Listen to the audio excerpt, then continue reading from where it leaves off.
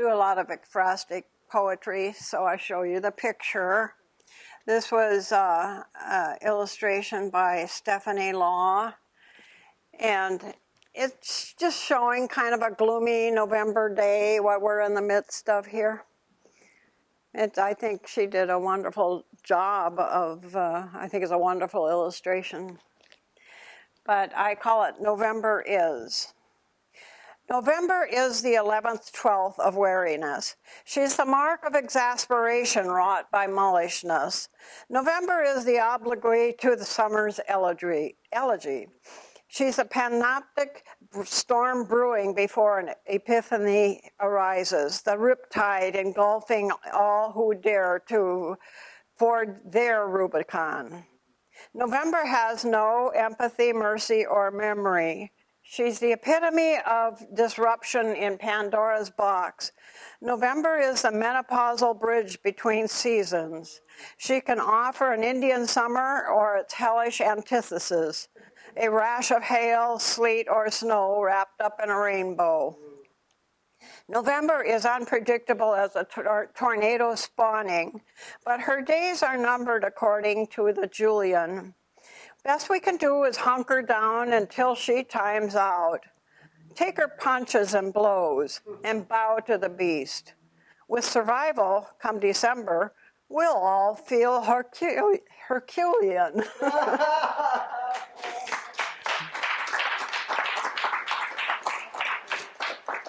This one is an illustration done in 1944, I think for a magazine, by an illustrator named Thomas Lee, and it's obviously about the war, World War II, and he called it the 2,000-yard stare.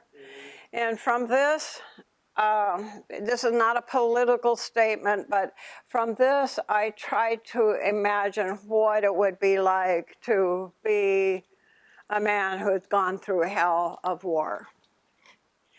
And I call it blank stare. You broke on through to the other side after bivouacking in hell for eons and a day. You came out alive, but your eyes will never unsee the horrors impossible to process should you live to be 100 or more. Never could your tender lover, who was true to you, know the pain you could not cure or explain.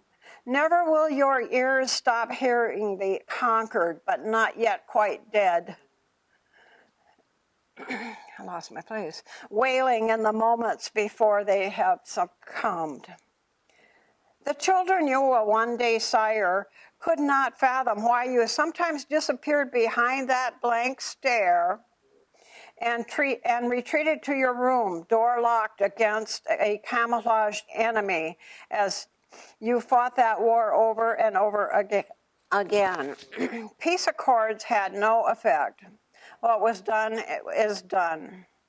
And you will never be able to forget the hundreds of times your fingers pulled the trigger of damnation against an enemy who reflected your image in his dying eyes.